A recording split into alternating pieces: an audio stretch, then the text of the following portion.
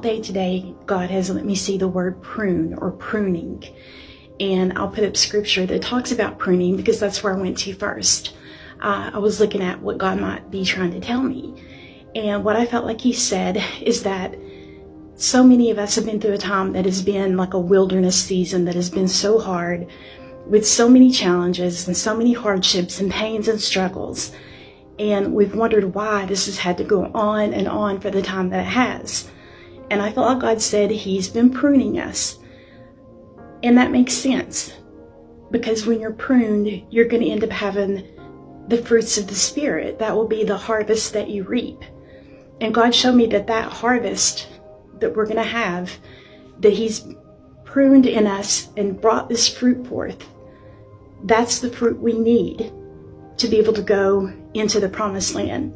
That's the characteristics and the strengths that we need to be able to get our promise and maintain and keep our promise. Because what good will it do to go through all that we went through and then God give us all that we've been praying for if we don't have the strength of character and the relationship with God to maintain it and keep it? And you may not see the progress that God has made in you, but it was funny today, God took me to old videos I made like 5 and 6 years ago.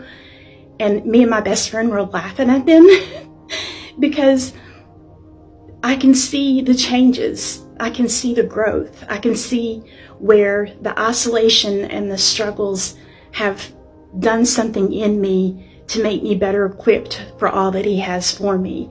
And for that, I'm grateful.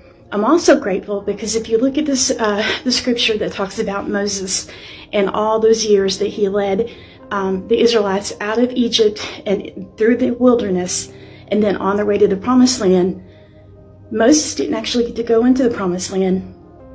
And we typically see that it was because of his disobedience to the Lord.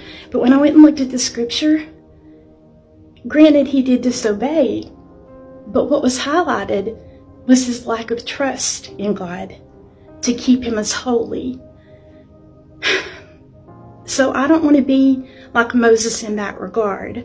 I don't want to go through all I've been through and go through the wilderness and grow and get to the point where God's ready to finally give me all that he's promised and not be able to actually have it. So be grateful for the time that God has spent pruning you, because it's produced a character and a fruits plural in you that are necessary for where you're going. And you're not going to miss it.